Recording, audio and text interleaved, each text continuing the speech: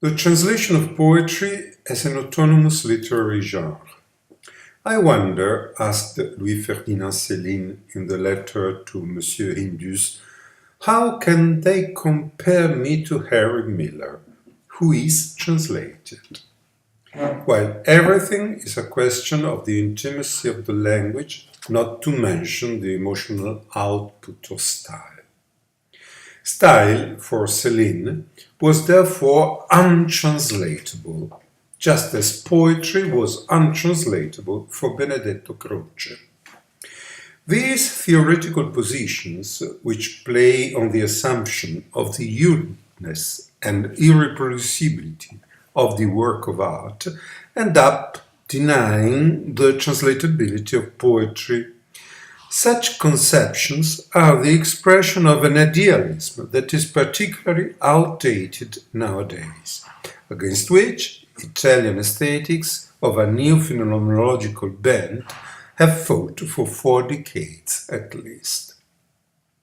It all started with the observation that the dichotomies faithful-unfaithful, faithful to the letter, faithful to the spirit, ut orator, ut interpres, verbum sensus, traduction des poètes, tradition des professeurs, from Cicero to Moulin, inevitably led to an impasse, which puts, on the one hand, the untranslatability of style and of the poetic ineffable, and on the other hand, the conviction that it is impossible to transmit just the content.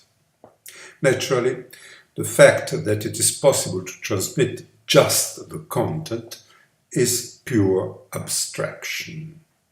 But it is where you get starting from both idealistic and formalistic assumptions.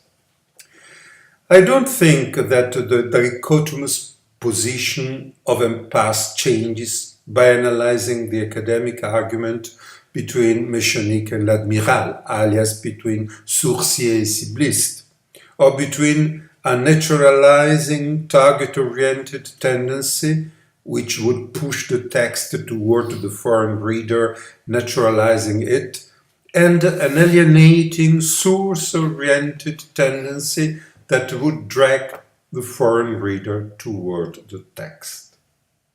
According to this kind of thought, the clash between schools of translation would resemble to the one that exists in the world of art restoration, to show it as much as possible or hide it as much as possible.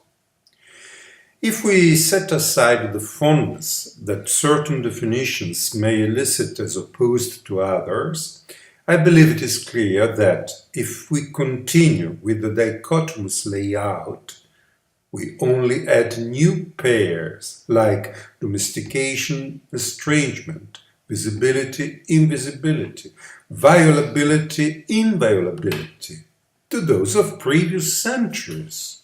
Liberty, faithfulness, betrayal, assent, fluency, literalness.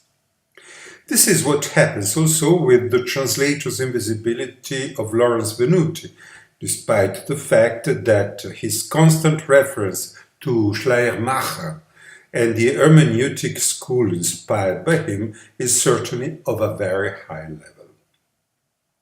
How, then, can we reproduce the style? The heart of the matter, in my opinion, is in the verb used to ask the question, reproduce. Because literary translation cannot be reduced conceptually to a mere reproduction of a text.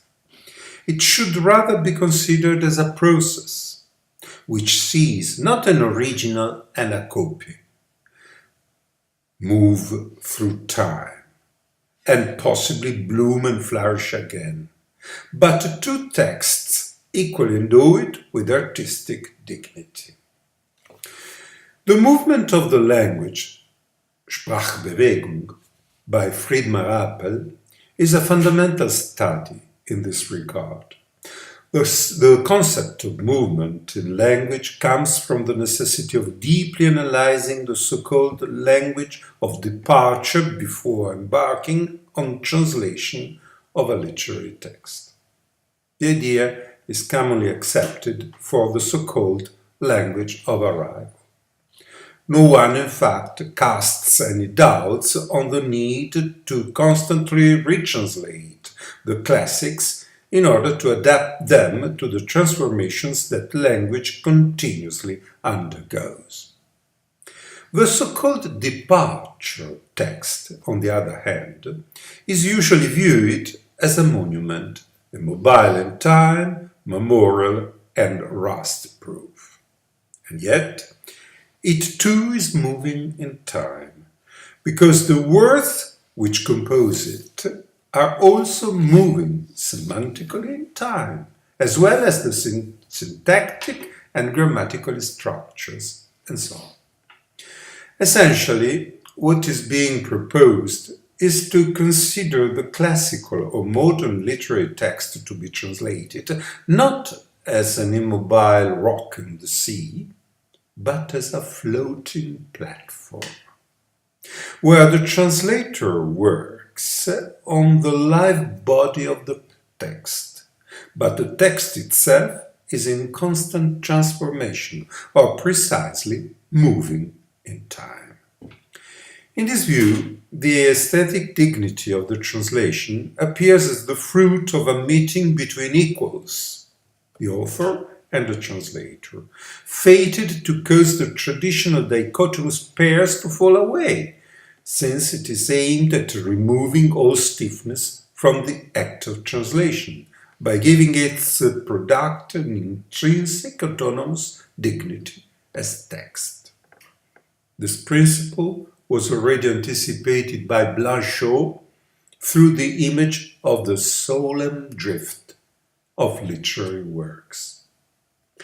You can go so far as to affirm that the movement of language in time during this process of literary translation begins even before the drafting of the definitive version of the original, when it is possible for the translator to access the pretext, that is, all those documents from which the definitive text takes shape. In this way, the translator takes possession of the path of growth and germination of the text in its various phases. In this regard, a linguistic may speak of the formativity of the text, while a poet may speak of a sympathetic adherence on the part of the translator, not so much to the finished text, but on the myriad of emotional cells that made it possible. The text, therefore, moves toward the future, but also toward the past, if we take into account the pretexts. Think of the 8,000 sheets which gave rise to the 400 pages of Céline's Voyage au bout de la nuit, or of the epiphanies from Joyce's portrait. Descends or the cahier upon which La Recherche du Temps Perdu is formed. All this in the awareness of the stratification of historical languages. It is a concept that Luciano Biancardi exemplifies with architectonic clarity at the beginning of La Vita Agra, when he describes the building that houses the library of Grosseto. Previously it had been the teaching house of the Companions of Jesus, and before the convent of the Humbled, and even before the Braidense library. By transferring this description to language, you obtain the so-called diode effect, which is like seeing from high a heap of piled up but transparent phonetic and semantic layers. This is why I consider the translation of poetry as an autonomous literary genre.